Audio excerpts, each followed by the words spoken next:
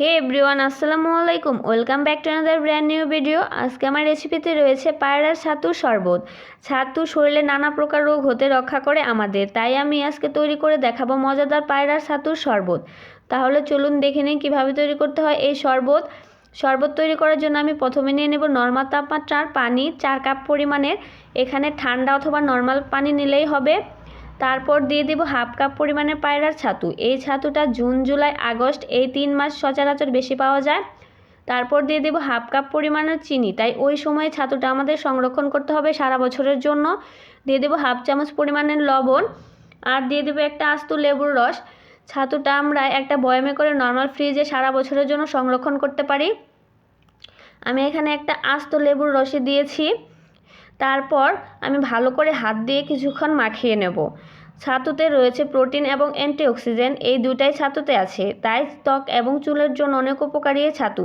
ডাক্তাররা ছাতু খাওয়ার পরামর্শ দিয়ে থাকেন। ছাতু খেলে সাথে সাথে এনার্জি মাত্রা বেড়ে যায়, তাই এতে করে প্রচুর পরিমাণে ভিটামিন রয়েছে। বয়স্কদের জন্য ছাতু উপকারী খাদ্য। 50 বছর পর থেকে যদি নিয়মিত ছাতু খাওয়া যায় তাহলে শরীরে একাধিক রোগ হতে রক্ষা পেতে পারি আমরা। দেখেন আমি ছাতুটা একটু ছেঁকে নেব, এতে করে এক্সট্রা যে ময়লাটা থাকে সেটা আর থাকবে না। তাই একটা ছাকনার সাহায্যে ভালো করে ছাতুটা একটু ছেঁকে নেব। আমি হাত দিয়ে নেড়ে তারপর ছাতুটা একটু ছেঁকে নিচ্ছি। দেখেন এই ময়লাটা আমি ফেলে দেব। আমার ছাকা হয়ে গেছে। তারপর এর মধ্যে দিয়ে দেব হাফ কাপ পরিমাণের বরফ কুচি।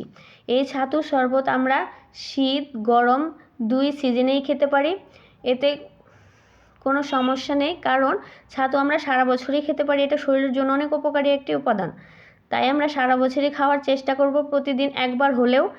বাচ্চাদের বৃদ্ধির জন্য ছাতু একটি উপকারী খাদ্য। এটা খেলে বাচ্চারা অনেক দ্রুত বৃদ্ধি পায়। তৈরি হয়ে গেল অনেক মজাদার পায়রা ছাতুর শরবত। রেসিপি ভালো লাগলে চ্যানেলটি সাবস্ক্রাইব করে নিয়মিত চ্যানেলের সাথেই থাকবেন। এই ছাতুর শরবত খেতে কিন্তু অসম্ভব মজাদার হয়ে থাকে। ভালো থাকবেন, সুস্থ থাকবেন। দেখা হবে নেক্সট কোনো ভিডিওতে। আল্লাহ হাফেজ।